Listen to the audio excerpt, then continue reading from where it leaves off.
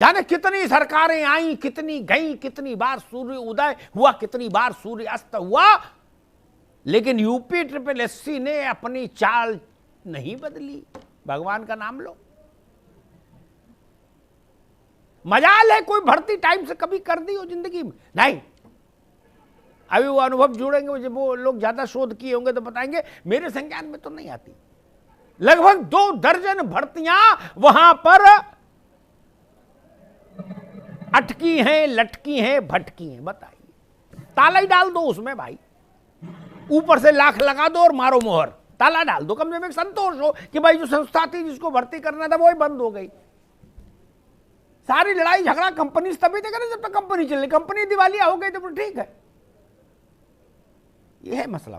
खैर, मैं रजत से बात शुरू करूंगा। रजत, एक बड़ी परीक्षा बड़े रपटीली राहों से गुजरकर अंततः निष्कर्ष तक पहुंच गई, परीक्षा हो गई, परिणाम आ गया। अब आगे क्या? मेरे ख्याल से पहले के जो टीईटी पास हैं नौजवान वो, और आज जो लोग टीईटी पास हुए वो, सब जोड़ दें तो कितने होते हैं लगभग? सर समथिंग 10 लाख के ऊपर ही जाएगा। जैसे आज प्राथमिक शिक्षक भर्ती में 4,58,000 से ज्यादा जो है प्रशिक्षित पास हो चुके हैं टेट, और 2,16,000 से ज्यादा उच्च प्राइमरी में पास हुए हैं। हाँ। लेकिन इस तरीके से हर साल उत्तर प्रदेश सरकार जो यूपी टेट की परीक्षा कराता है उसमें 4 लाख 3 लाख ऐसे ही करीब छात्र पास, नौजवान छात्र पास होते हैं। लेकिन उसके बाद क्या होगा उसकी जानकारी किसी को भी नहीं है। जैसे सरकार का बहुचर्चित था कि हाँ यूपी टेट कराना है। आज नए शिक्षा मंत्री संदीप सिंह जी ने अपने ट्विटर हैंडल से बधाई दिया है कि सभी पास हुए छात्रों को बधाई। क्या इस तरीके से कभी बधाई का आएगा कि नई शिक्षक भर्ती का विज्ञापन जारी किया गया है, बेरोजगार छात्रों के लिए बधाई होगा? इस तरह का बधाई देखने के लिए आज 3 साल से बेरोजगार छात्रों की आंखें तरस चुकी हैं। केवल सेमेस्टर और डीएलएड, बीटीसी, बीएड में एडमिशन कराइए, टेट सीटेट के लिए आवेदन करिए, लेकिन जब सुपर टेट की बात आती है तो सरकार कहीं ना कहीं शांत हो जाती है। इसके बाद अभी आप देखेंगे 2021 का प्रशिक्षण चल रहा है, फिर उनके लिए टेट कराया जाएगा, फिर सीबीएसई सीटेट के लिए आवेदन करवा देगी, लेकिन उसके बाद जो छात्र होते हैं उनकी आंखें निराशाजनक होती है। हम सब लगातार 3 साल से लखनऊ की सड़कों से लेकर के जिले स्तर तक की सड़कों में हम सब ने प्रदर्शन किया, और आज भी हमने आज डिप्टी सीएम ब्रजेश पाठक जी से मुलाकात किया और उन्हें भी इस मुद्दे को बताया कि आप नई शिक्षक भर्ती के लिए से कुछ किया करें जिससे बेरोजगारों के लिए एक नया उम्मीद दिखे, एक नई सरकार से कुछ उम्मीदें पूरी हों। लेकिन उनके द्वारा कहा गया चलिए ठीक है, इस पे चर्चाएं होंगी, लेकिन अभी तक हमें नहीं लग रहा कि इस पे कोई सफल और सकारात्मक चीजें सरकार की तरफ से होंगी। ठीक। अनुभव तिवारी भी जुड़ गए हैं हमारे साथ। अनुभव का भी स्वागत है। मैं वही बात कह रहा था ना, इतनी भारी संख्या में, एक मैं तो लोक जीवन का आदमी हूं, अच्छा लगे चाहे बुरा लगे भाई, और मैं वहीं से जो कुछ सीखता हूं वही सलाह देने की कोशिश करता हूं सरकार को, विपक्ष को, अधिकारी को, कर्मचारी को। वैष्णो देवी, राघवन जी, वैष्णो देवी की व्यवस्था क्या है? भवन और कटरा के बीच में जो, कटरा में कैंप ऑफिस और भवन में, भवन और कटरा के बीच में जो कैंप ऑफिस हैं उनके बीच में एक कम्युनिकेशन सिस्टम है क्या? जब भवन में 200-400-500 आदमी इकट्ठा हो जाता है तो वो कटरा नीचे मैसेज भेज देते, पास रोक दो, अब पास मत जारी करो। क्या? ऊपर भीड़ हो जाएगी, है, इतने दर्शन कर लें उसके बाद पास जारी करना। ये व्यवस्था अच्छी है।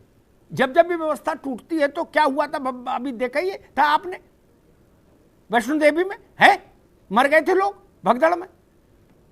वैसे ही हम लोग इसमें क्यों नहीं कर सकते?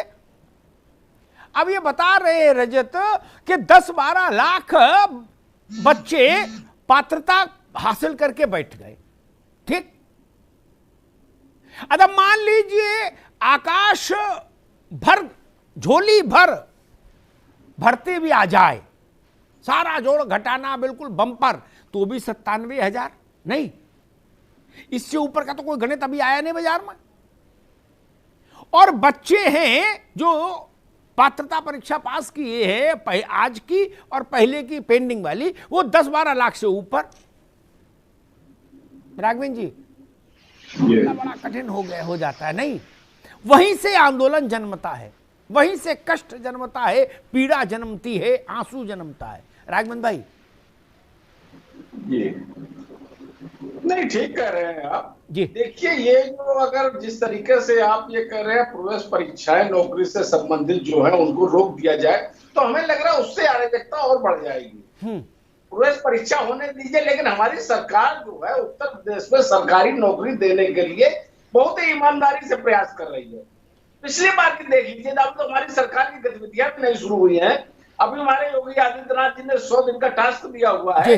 पिछली सरकार में हम लोगों ने 5 लाख सरकारी नौकरियां दी थी। अगर उससे पहले की सरकार देख लीजिए, समाजवादी पार्टी की सरकार, उन्होंने पूरे 5 साल काम किया था और मात्र दी थी 1,99,000 सरकारी नौकरी।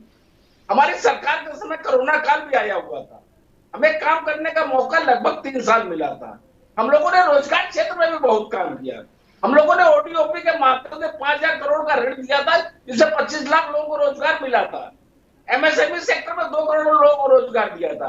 हम लोग सरकारी नौकरी देने के लिए 100 दिन का टास्क बना दिया है, सभी चयन बोर्डों को आदेशित कर दिया गया है, सभी लोग व्यवस्थित तरीके से 100 दिन के अंदर जो 10,000 से ज्यादा, 10,000 तो कम से कम है अनुराग जी, 10,000 से ज्यादा सरकारी नौकरी देने का काम करने वाले हैं। और इसी प्रकार से छोटे छोटे टास्क दिए जाएंगे हर विभाग को, हर चयन बोर्डों को, हर आयोग को। जी, एक बात मैं कह, ठीक है राघवेंद्र भाई आएंगे दोबारा आपके पास। एक बात मैं कह के अभिषेक वाजपेयी के पास चलूंगा।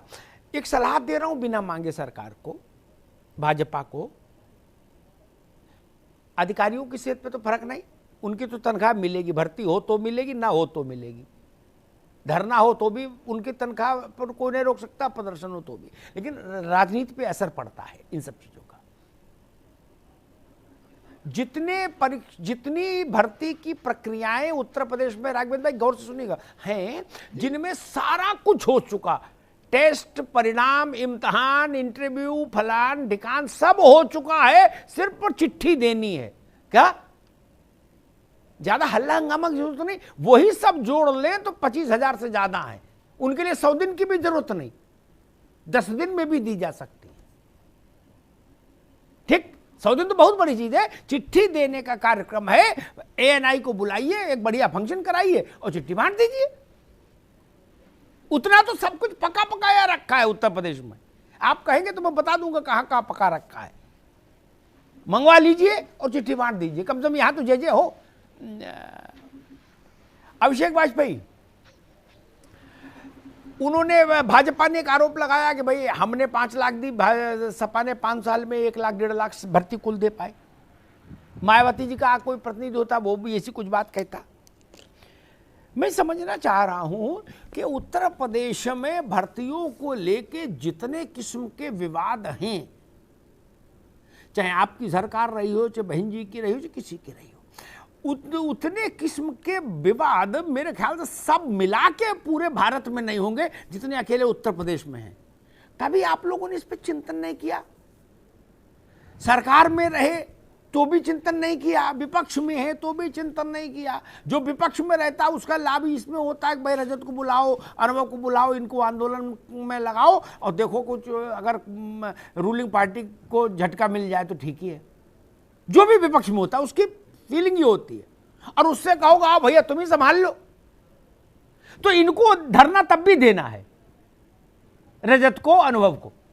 अभिषेक वाजपेयी, देखिए अमिताभ जी, आप जो बात कह रहे हैं आपके अनुसार बिल्कुल ठीक बात है। मैं आपको याद दिला दूं कि अभी हमारे साथी अनुभव जी भी जुड़े हुए हैं और बाकी मित्र भी जुड़े हुए हैं। तो आदरणीय अखिलेश यादव जी ने बाकायदा इन लोगों को आमंत्रित किया था, मिले थे, इनकी परेशानियों को सुना और बाकायदा आश्वासन भी दिया कि सड़क से सदन तक उनकी लड़ाई लड़ेंगे, क्योंकि जनता जनार्दन ने हमें इसके लिए बहुमत दिया हुआ है। नंबर 1 बात। नंबर दूसरी चीज, जैसा कि अभी राघवेंद्र जी बोले थे, इनको कुछ आंकड़े याद दिला दूं, शायद इनको याद होगा। केंद्र सरकार ने बाकायदा एक आंकड़ा जारी किया था। 1/3/2018 में तकरीबन 6,83,823 वैकेंसियां पेंडिंग पड़ी हुई थी, जो कि गवर्नमेंट की देन थी। 1/3/2019 में बाकायदा 9,10,153 वैकेंसी थी और उसी तरीके से 20 में टोटल वैकेंसी जो फुल हो गई थी 8,72,243। और अगर सिर्फ यूपी कोटे की अगर हम बात करेंगे तो टोटल वैकेंसियां जो सिर्फ यूपी में यूपीएससी की बात करूं 18-19 में 4,399 थी और एसएससी में 16,748 थी, आरआरबी में 17,680 थी। तकरीबन 38,827 वैकेंसी हो गई थी 18-19 में। 19-20 में इसी तरीके से 1,48,377 थी और 20-21 में अगर हम काउंटिंग कर लेंगे तो 76,264, मतलब ओवरऑल अगर हम देख लेंगे तो 2,65,468 वैकेंसियां हो गई थी। लेकिन सबसे बड़ी चीज जो आर्मी कोटे से यूपी कोटे में जो वैकेंसी थी 1,22,555 वैकेंसियां थी, जिसमें 10,000 सैन्य अधिकारियों की थी। आदरणीय अमिताभ जी, आपको याद होगा कि जब पहले भी आपने चुनाव के पहले जब इस मुद्दे को उठाया तब भी मैंने इस आंकड़े को बताया हुआ था, लेकिन गवर्नमेंट ने इस चीज पे संज्ञान न लेते हुए 10,000 जो सैन्य अधिकारी थे और जो लोगों की सिपाहियों की भर्ती थी उसको भी इन्होंने फुलफिल नहीं किया। भर्ती निकालने की तो बात छोड़ दीजिए आप, अगर प्रदेश के ऊपर 6,71,000 कुछ रुपए का कर्जा चढ़ सकता है तो क्या युवाओं के लिए हम रोजगार के लिए पहल नहीं कर सकते? आखिर उनकी क्या जरूरत नहीं है? आप जगह जगह के नाम बदल सकते हैं जिसमें से हजारों करोड़ रुपए बर्बाद कर सकते हैं, तो क्या युवाओं के रोजगार के लिए हम बात नहीं कर सकते हैं? अगर हम बात करेंगे तो आप कहेंगे कि आपको जनता ने आपकी औकात याद दिला दी है। ये हमारा हक है, ये हम बिल्कुल कहेंगे। हम सरकार को आईना दिखाते रहेंगे, आप हमारी कमियों को बताइए, ठीक है। जनता औकात दिखाने वाला लोकतंत्र में व्यवस्था नहीं होती। मैं आऊंगा अभिषेक आपके पास, अनुभव से भी बात करूंगा। मैं इसलिए कह रहा हूं क्योंकि एक प्रवक्ता, मैं चैनल का नाम नहीं बोलूंगा, लेकिन एक प्रवक्ता ने मुझसे कहा था कि जनता ने आपको आपके औकात याद दिला दी। ये शब्दावली ठीक नहीं, ये राजनीति में ये कोई तर्क थोड़ी ना होता है भाई। वकील है, मुकदमा लड़ता है, कभी जीतता है कभी हारता है। नहीं, ये ठीक नहीं, ये ठीक नहीं। ये शब्दावली लोकतंत्र के मूल स्वरूप के विरुद्ध है। मुझे एक 30 सेकंड का ब्रेक लेना है, उसके बाद आगे तो बात करेंगे। एक बात छोड़े जाता हूं, लौट के आऊंगा तो अनुभव आपके पास आऊंगा, लेकिन एक बात कहूंगा कि कैसे काम करती है ब्यूरोक्रेसी। राघवेंद्र भाई, 4 तारीख को 3 तारीख को शायद, अगर मैं सही याद कर रहा, अभी 3 को प्रमुख मुख्य सचिव मिश्रा जी ने कहा कि प्राइमरी स्कूल्स में, यूपी के सरकारी बेसिक शिक्षा वाले स्कूल्स में हमको इस बार 2 करोड़ नामांकन कराना है अतिरिक्त नया। ठीक, प्रदेश भर में वो खबर छपी, प्रदेश भर में। ठीक, मुख्यमंत्री जी ने उसका श्रावस्ती में वो भी शुरुआत भी की थी, स्कूल चलो अभियान की। कल उसी सरकार के बेसिक शिक्षा विभाग ने एक पोस्टर जारी किया, क्या ऑफिशियली, जिसमें लिखा है कि 5 साल में 1 करोड़ नए नामांकन करने हैं। यहीं से गड़बड़ियां शुरू होती महाराज।